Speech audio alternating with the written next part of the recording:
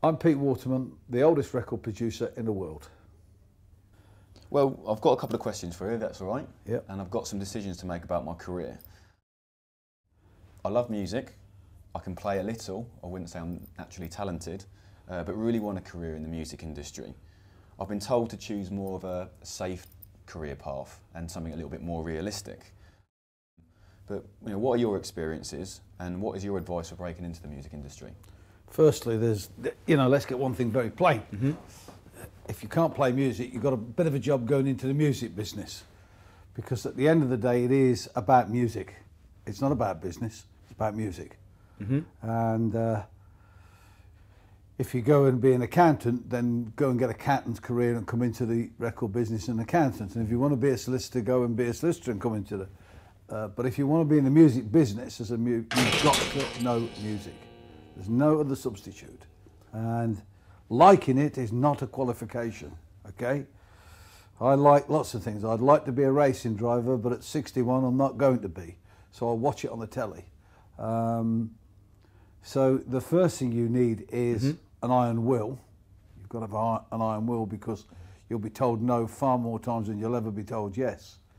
And you've got to have a determination and a self-belief. Self-belief is the most important thing. Do you think there's any particular qualifications that may help me in this industry? Yeah. Music. It's always the same thing, everybody says, I can sing. Well, can you? Can you really sing? How good are you? How determined are you? It's not whether you think you're good, or your mum or your dad or your sister or your brother or the kids down the local club. Because this is going to take you,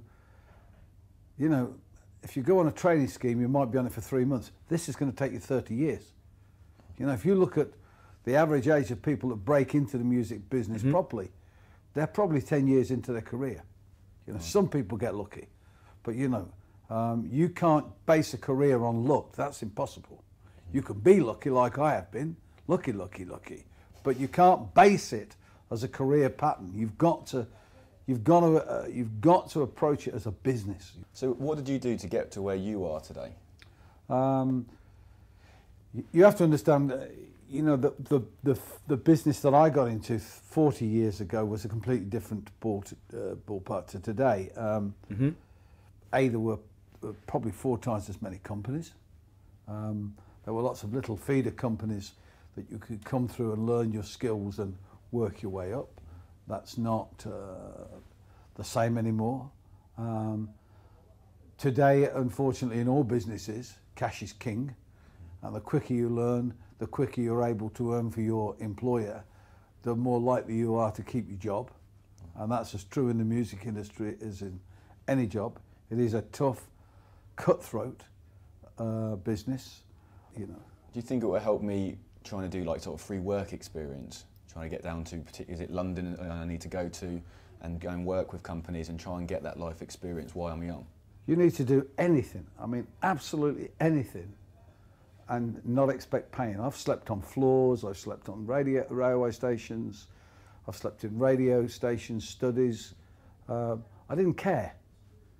But whether it was whatever it took, I had to do it. I needed experience. I went to America because I love R&B music. That's my passion. And I don't know whether you noticed, but I'm not black, so it wasn't a career path that was well chosen. But to learn about R&B, there was no point being in Coventry. I had to go to what was then the R&B capital of the world, Philadelphia. And so I went and knocked on a door. It was an all-black company. They thought I was, taking the mickey. But they liked me. They liked my enthusiasm. They liked my knowledge of their product. So they gave me a job. They didn't pay me. I think they paid me in lollipops, if I remember right. But, I spent 6 months there and came back with probably more knowledge than anybody my age in the music industry at that point. And came back, of course, because I'd been working with some huge acts that were just breaking in Britain. So I got onto Radio 1, and I'm suddenly this expert from Coventry on Radio 1 who's worked in Philadelphia. And you know what? I started getting offers. Now, I lost every bit of penny of my savings, but that's the risk you have to take. I I think that knowledge has been great. Thanks a lot for your time. Pleasure.